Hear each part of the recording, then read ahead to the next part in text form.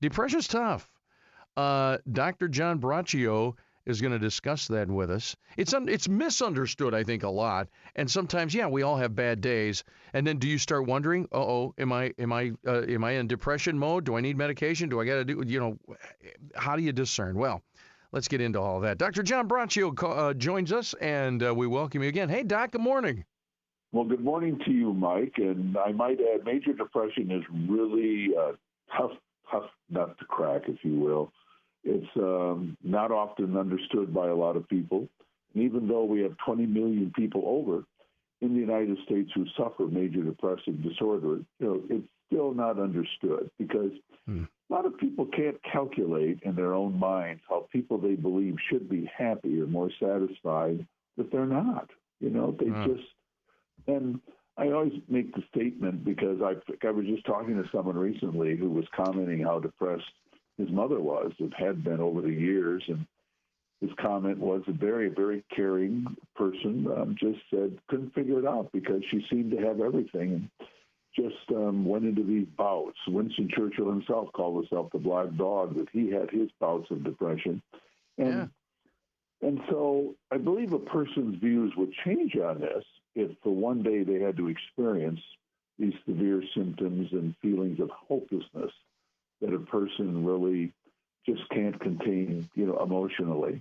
And I'm sure, haven't you seen a lot of people in your life or known people that really are, you just can't quite figure it out. I mean, they just kind of go into a hole, they're not really, they're just not there. And symptoms can include suicide ideation, insomnia, numbness, worthlessness, past failure, just feeling overwhelmed, sadness, loss of energy, irritability, lack of focus, crying, and agitation. These are not good symptoms to have. And what causes this is normally some combination of emotional and physical, chemical imbalance. And I kind of use the word stinking thinking, where the thoughts are they're negative. They just, they come out and hard to put things into a positive mode. So, and as far as solutions, some combination of medication and therapy can often lead to relief, And if you want to help somebody, if you really want to be a caring person to a friend, you just, you want to be supportive. You want to be helpful. You want to be available to talk to them. And you don't want to blame them. You just want to be there. Like, how are you feeling? What's going on? And try to be a support person. And this is hard. Will they be honest and tell us though, or will they try and hide it? Because I think pride will you'll try and mask it. Well, I think it depends on the person and it depends on the relationship we have with them, because depression is still something that is taboo. Most people don't mind having anxiety. They don't mind having ADHD, believe it or not. They don't mind a lot of these situations. But when you use the word depression and you say, you're really depressed, or I'm feeling really depressed, it's difficult.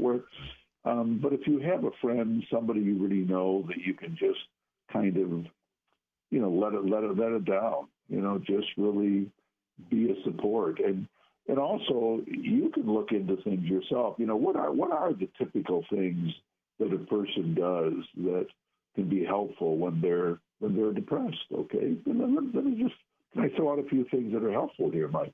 All right. Recognize you need to get over the depression and not blame yourself for it. I mean, one of the things people will do is they'll condemn themselves. They'll say, this is me. Why can't I shake this? And main thing is don't blame yourself. You've got to recognize you've got this condition and it's going to pass. You just need to accept it's there when it is occurring. While you do that, you don't fall into it. You confront it with as much strength as you can. And you got to do things. You can't just stay in a room or a house. You really have to do things. Activity is really, really essential. And you have to realize it is going to pass. There really are some bright, sunny days in your emotional and physical future, a little different than maybe this morning in Lansing. And we need to constantly work at replacing negative thoughts. We want to have positive ones. It's cognitive restructuring. don't let negativity overwhelm you. You may be really feeling bad. You may be feeling on the outs. You just can't really move forward that much, but you've got to be telling your thing. You've got to do affirmations. I'm a good person.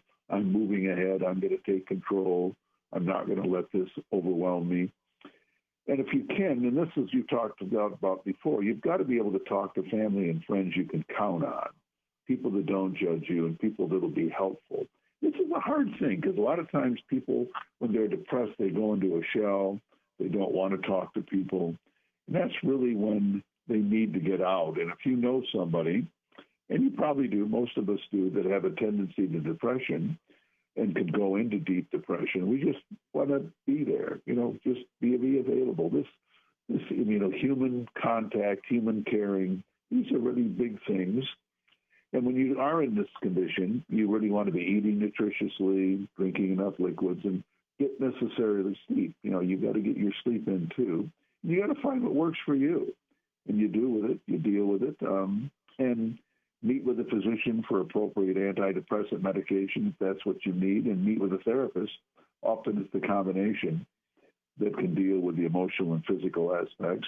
And another person can be a priest or a minister, can be helpful. You just need to be able to put on all cylinders trying to deal with the issue. But with depression, because can be overwhelming, it can kind of put you out of commission, that you do really have to work hard at taking control. And this is when family, friends, or people can step in, can be useful. And I think, very, very helpful. And most people have had some level of depression. Some have had deep depression, and some continue to have it on and off. So the more sensitive we can be, the more we can be tuned in, the more we can help them, the better. And for the person who has it, they just have to look at the tools that are available, find out what works for them, and help themselves and have others try to help them overcome what can really, really be a difficult human living condition. Like pretty tough.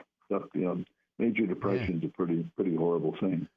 Dr. John Braccio, always our guest on Tuesdays about this time. Did you see this study, Doc? They did like 3 decades of study. It said happiness increases as we get older on average. The older people got, the more likely they were to report being happy, with slightly more than half of the respondents being in their 80s. That's got to be because you're toward the end of your life. It. And you're just going, what am I worried about? Really, time is short. Why would I worry? That's got to be what it is, don't you think? Well, I think that's part of it. And hopefully at that time, too, you've made peace with the life you've had. You realize you've come to the point you realize that you're not going to be here forever. Okay. You try to, in peace, you try to look at your spirituality. You try to look at your role in life. What has it been? And you've lived that long, too. Just living that while, as Cicero mentioned, one of the big advantages of being older is that you didn't die young. Okay, so if you're... Well, there you go. There's that. and try not to look outside. And try not to look outside in late April, almost May, and think of snow. That'll keep you from being depressed. Holy cow.